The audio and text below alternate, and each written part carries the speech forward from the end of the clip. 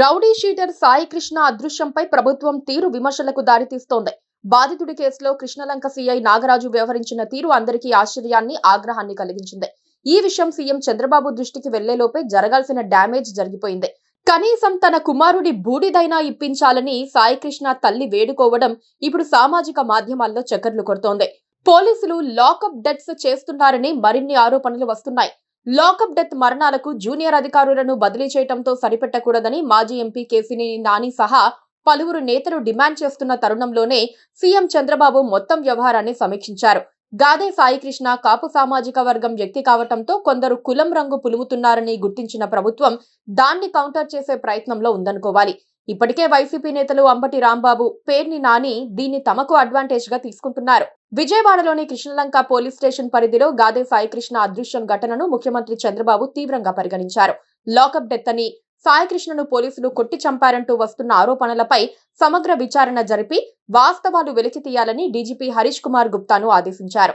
Singapore పర్యటన ముగించుకొని వెలగపూడిలోని సచివాలయానికి చేరుకున్న ముఖ్యమంత్రి వెంటనే deputy CM Pawan Kalyan, CS Sai Prasad, DGP, intelligence chief Mahesh Chandra Ladda, Vijayawada police commissioner Rajasekhar బాబుతో సమావేశమయ్యారు.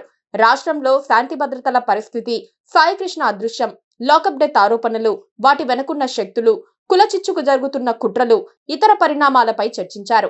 కేసులో పురోగతి, పోలీసుల పాత్ర, వాస్తవాలపై అధికారుల నుంచి వివరణ తీసుకున్నారు. కృష్ణలంక సీఐ నాగరాజును వీఆర్ కు పంపటంతో సరిపోదని, సాయికృష్ణ తల్లి పట్ల దురుసుగా ఆయన ప్రవర్తించడం వల్ల కొత్త సమస్యలు వచ్చి పడ్డాయని సీఎం అభిప్రాయపడ్డారు.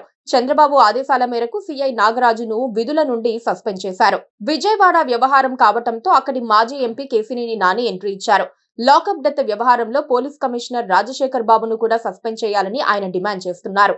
సాయికృష్ణను మే 9న మార్కాపురంలో అదుపులోకి తీసుకుని కనీసం కోర్టు ముందు కూడా ప్రవేశపెట్టకుండా 35 రోజులకు పైగా అక్రమ కస్టడీలో ఉంచి ప్రాణాలు తీసే హక్కు పోలీసులకు ఎవరిచ్చారు?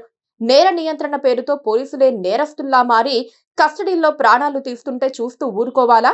ఇది కేవలం ఒక సీఐపై వేటుతో ముగిసే చిన్న విషయం కాదు అని కేసినేని నాని హెచ్చరించారు.